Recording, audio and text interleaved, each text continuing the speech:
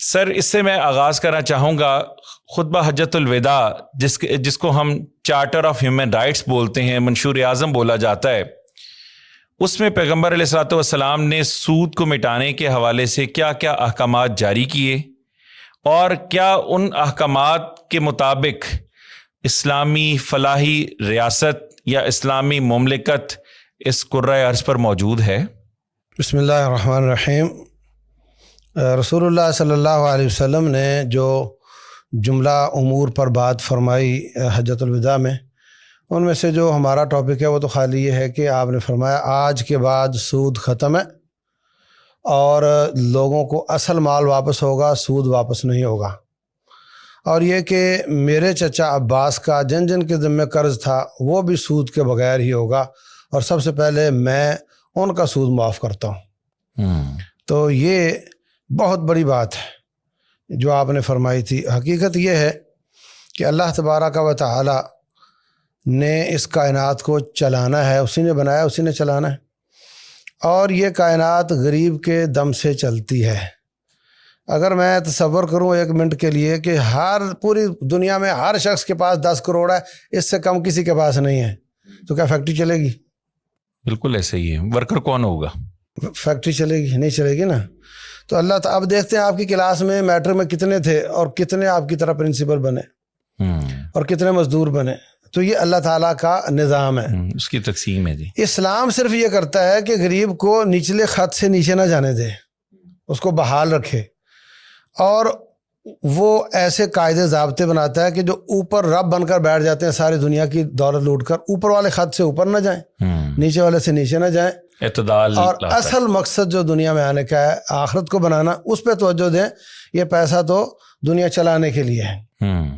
تو جتنے قوانین ہیں اللہ تعالیٰ نے غریب کی بحالی کے لیے بنائے ہیں آپ کی اکنامکس کے حساب سے. مثلا سود کو منع کیا ہے. سود سے کون افیکٹ ہوتا ہے مجھے بتائیں؟ غریب ہوتا ہے. یعنی میں نے مزدور کو 10 لاکھ دیا تھا اور طے کیا تھا کہ 12 مجھے واپس کرے گا. اس نے مزدوری کی، محنت کی، مگر وہ 10 کے 8 رہ گئے. اب 4 کا مقروض بھی ہو گیا، وہ نیچے گیا، اور میں 10 کا مالک تھا 12 کا ہو گیا. تو امیر تر ہوتا ہے، غریب تر ہوتا ہے. یہ سودی معیشت کے ساتھ، اور اس سے جابز کم نکلتی ہیں بنسبت کموڈیٹی مارکیٹ اور بارٹر سسٹم کے ساتھ. جتنی جابز اس میں نکلتی ہیں. یعنی ایک طریقہ تو یہ ہے کہ جناب آپ منی مارکیٹ میں دنیا کے پیسے لگوا دو اور فیکٹریاں بند کر دو، اور ان کو بعد میں پھر فلاں شہید پروگرام دے دو اور فلاں کے سے کوئی احساس کے تحت دے دو کہ اس کو پیسے، یعنی مانگٹ بنا دو اس کو، اور اس کو خود کفیل نہ ہونے دیں، خود مزدوری نہ کر سکے. اور آپ دیکھیے کروڑوں اربوں روپیہ اس میں جھونک دیتے ہیں. اتنی صنعتیں لگاؤ، اسٹیل مل پاؤں پہ کھڑی کرو، کروڑوں لوگ اس میں جہاں ان امپلائمنٹ ہے وہ جابس کی طرف چلے جائیں گے. بالکل. یہ جو کموڈیٹی میں پیسہ لگانا ہے اور جو بارٹر سسٹم میں پیسہ لگتا ہے، اس سے زیادہ جاب نکلتی ہیں. بالکل ایسے ہی. اب 10 کروڑ کی آپ اجناس خریدیں تو کتنا بچال آتا ہے لوگوں میں، اور 10 کروڑ کے ڈالر خریدیں تو کتنا آتا ہے. تو اسلام پیسے میں پیسہ لگانے کو سود قرار دیتا ہے، نفع کمانے کو. رسول اللہ صلی اللہ علیہ وسلم فرماتے ہیں سونا سونے کے بدلے ہاتھوں ہاتھ اور برابر برابر.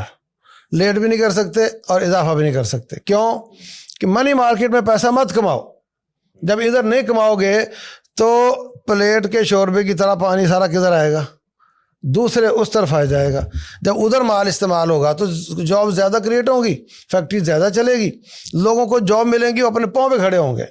یہ نہیں کہ ان کی جاب ختم کرو اور بعد میں ان کا تعاون کرو اور تاکہ تم مجھے ووٹ دو. یہ کتنا بڑا ظلم ہے.